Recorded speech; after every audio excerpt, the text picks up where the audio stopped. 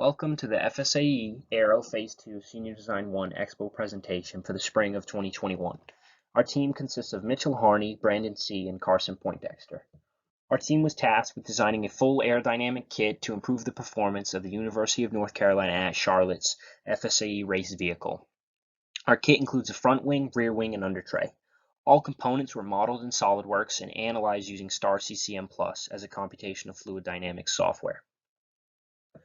The optimal front wing setting was determined using a NACA 6412 airfoil. Alone, this airfoil produces its maximum coefficient of downforce at 15 degrees angle of attack. But because our front wing is a multi-element airfoil, we wanted to determine the optimal setting for a 3-element airfoil. The main plate was held constant at 15 degrees angle of attack, and the spacing between the upper two elements was determined. The spacing started at ½ inch and increased in ½ inch increments until an optimal coefficient of downforce was determined at 2.5 inches. The spacing was then held constant, and an optimal angle of attack was determined for the upper two elements.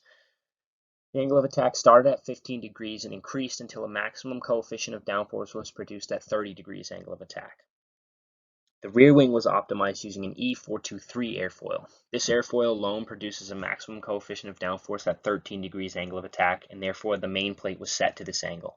The spacing between the main plate and the upper airfoil was again determined, starting at ½ inch and increasing in ½ inch increments until a maximum coefficient of downforce was produced at a spacing of 1.5 inches.